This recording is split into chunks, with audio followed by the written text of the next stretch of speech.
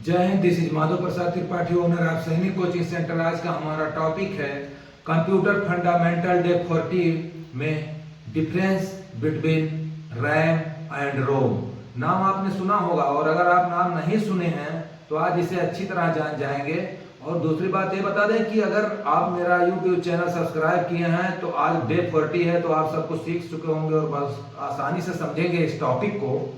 RAM क्या होता है थोड़ा सा देख ले। रैम होता है जिसका it stands for random access memory, ठीक है, इट्स वोलेटाइल मेमोरी। ये रैंडम एक्सेस मेमोरी रैम जो होता है, जब भी हम कोई काम करते हैं हम रैम में ही करते हैं। यानी रैम में हम we can write read and write in RAM. RAM में हम लिख भी सकते हैं, उसे पढ़ भी सकते हैं। और ये वोलेटाइल होता है, कोई भरोसा नहीं, लाइट गई तो डाटा गायब, कुछ भी आप बनाए हैं वो खत्म। लेकिन जो रोम है इसका सीधा उल्टा है। सीधा उल्टा मतलब कि ये डाटा को स्टोर तो करता है लेकिन लाइट गई तो सब कुछ गायब। रोम होता है रीड ओनली मेमोरी, नाम से ही पता लग रहा है कि आप इसे सिर्फ रीड कर सकते हैं, ठीक है। और ये लाइट भी चली जाए तो मेमोरी इतनी तेज है जो कभी नहीं खत्म हो जाती। लाइट 3 दिन बाद भी आए या 10 दिन बाद तभी आपको डाटा मिलेगा।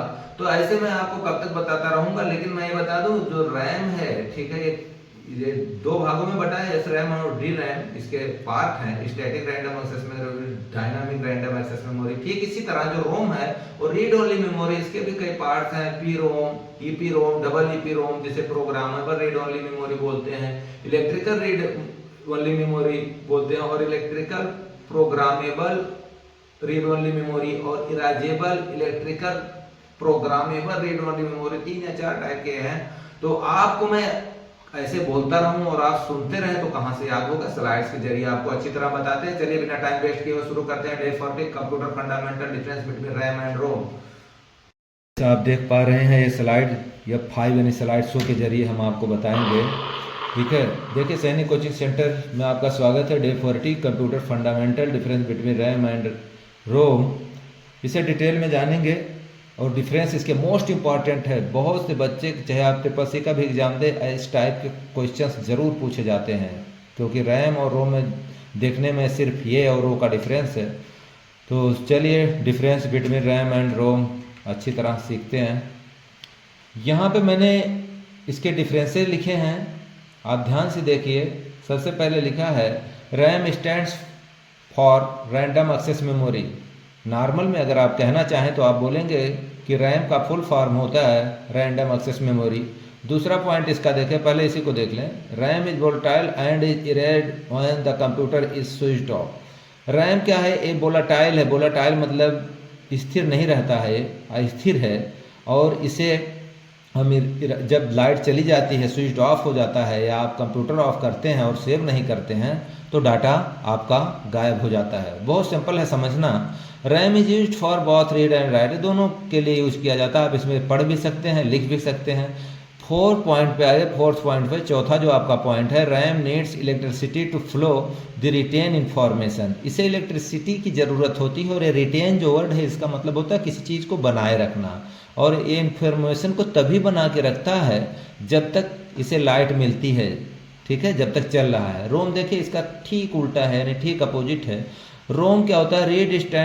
रोम stands for read only memory. सिर्फ इसमें आप मेमोरी को जो भी आप लिखे हैं आप उसे पढ़ सकते हैं, कुछ लिख नहीं सकते। लेकिन मैं आपको बता दूं जो मॉडर्न के इसमें कई टाइप के जो हैं, जैसे इरेजेबल प्रोग्रामेबल है, तो कंपनी उसमें करती है एडिट थोड़ा बहुत, लेकिन हम उसमें अभी कुछ नहीं कर सकते। ROM is non volatile and generally can not be retain.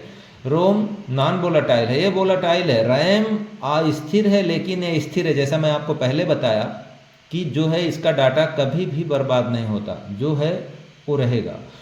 विशेष जानकारी आपको चाहिए तो मेरे प्रीवियस यूट्यूब कॉन्सेप्ट में रैम या रोम को अच्छी तरह यूट्यूब कॉन्सेप्ट आप देखिए, बहुत बेहतरीन उसे समझेंगे। लेकिन आज मेरा वो टॉपिक नहीं है। रैम और रोम का डिफरेंस है। तो दूसरा नंबर है आपका, ROM in non volatile and generally can not be return, ठीक है। ये नॉन वोलेटाइल है, यानी परमानेंट रहता है, स्थिर रहता है, और इसमें आप कुछ लिख नहीं सकते। ROM is use only for reading. इसका यूज आप सिर्फ रीडिंग के लिए, यानी डाटा, जैसे मैं अभी पढ़ रहा हूँ ना, मैं कुछ नहीं कर रहा हूँ तो रोम जैसा काम कर रहा हूँ। खैर ये रोम नहीं है, लेकिन मैं अगर पढ़ रहा हूँ तो लिखा है ROM is use only for reading. मैं भी रीडिंग ही कर रहा हूँ। तो जब आप रीडिंग करते हैं तो वो क्या हो जाता है, रोम है। रोम इज परमानेंट, परमानेंट होता है। जैसे आपको बताया हूँ, जिस बच्चे को ये है कि नहीं करे, इंग्लिश अच्छी तरह नहीं समझ में आए, उनके लिए स्पेशल मैं हिंदी में भी बनाया हूँ। तो आप नेक्स्ट स्लाइड पे हिंदी में इसका डिफरेंस मिलेगा। तो कमेंट में भी आए थे तो हमने भी कोशिश किया और इसे हिंदी में किया है। तो नेक्स्ट स्लाइड जो है वो हिंदी में है और आप स्क्रीनशॉट इसका लीजिए। रैम और रोम में क्या अंतर है देखिए, बहुत आसान शब्दों में लिखा है। इसका full form random access memory होता है। नेक्स्ट पॉइंट यह एक अस्थिर मेमोरी है, यह वर्तमान में उपयोग किए जा रहे डाटा को स्टोर करती है। और चौथा पॉइंट है बिजली चले जाने पर मिट जाती है।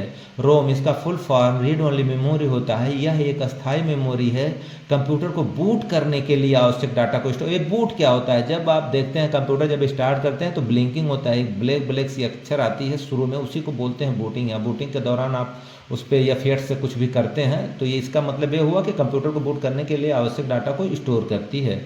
ठीक है, बिजली चले जाने पर भी डाटा नहीं मिटता है। अब आप बहुत अच्छी तरह समझ गए होंगे। उम्मीद करता हूं कि ये रैम और रोम आप अच्छी तरह समझ गए होंगे। स्क्रीनशॉट लिए हैं, याद कर लीजिए, किसी भी कॉम्पिटिटिव एग्जाम के लिए बहुत फ़ायदेमंद है। और अगर आपको अच्छी तरह समझ में आई है तो लाइक, शेयर और सब्सक्राइब करना ना भूलें। टेक केयर, जय Hind, have a nice day.